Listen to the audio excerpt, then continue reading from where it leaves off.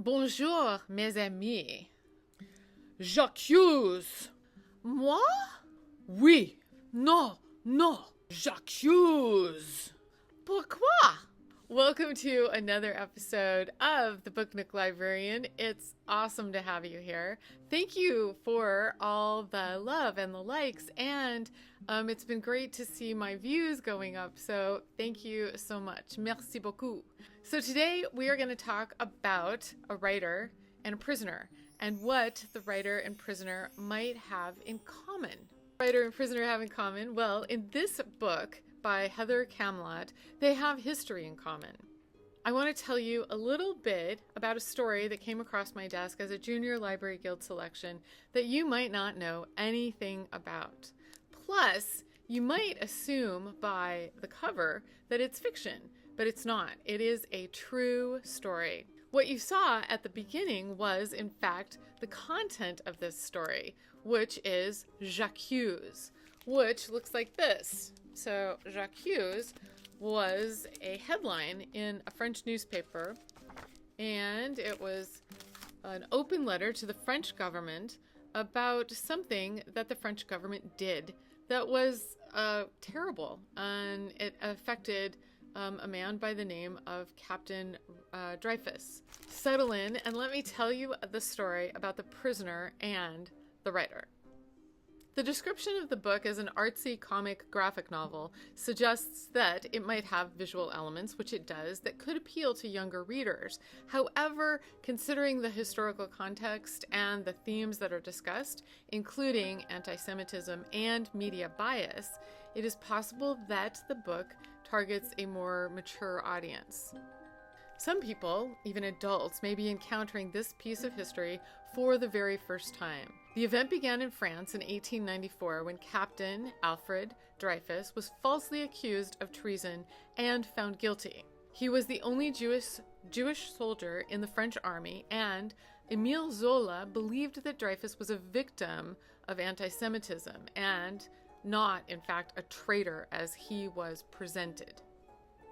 When Émile Zola read about Dreyfus's story, he had to make a decision about whether to speak out against the action of the French government or to remain silent and preserve his career. This headline was fanned across the French newspaper L'Aurore in an open letter that was shared by Émile Zola. And this is a reproduction of it. The letter was published on the 13th of January, 1898, in response to what was known as the Dreyfus Affair. Émile Zola addressed the President of France, Félix Faure, and accused his government of being anti-Jewish, anti-Semitism, in addition to the unlawful jailing of Alfred Dreyfus.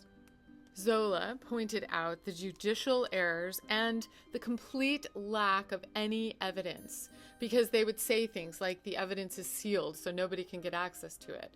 So Zola took matters into his own hands, and this is how he went after the government. Of course, the letter was printed on the front page of the newspaper and caused a stir in France and abroad. Émile Zola, was prosecuted for libel and found guilty on the 23rd of February, 1898.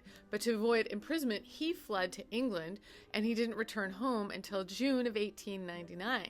Talk about spreading untruths and misinformation. Well, this book has tremendous implication to present day, and it begs the question, what would you do if confronted with the same prejudices?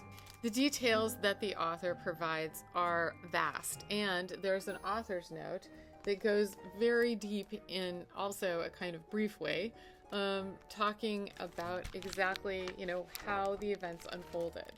So I give this book like 10 stars out of 5. I mean, I thought it was incredible and very unsuspecting. I mean, honestly, it really does look like a picture book, but it is far from a picture book.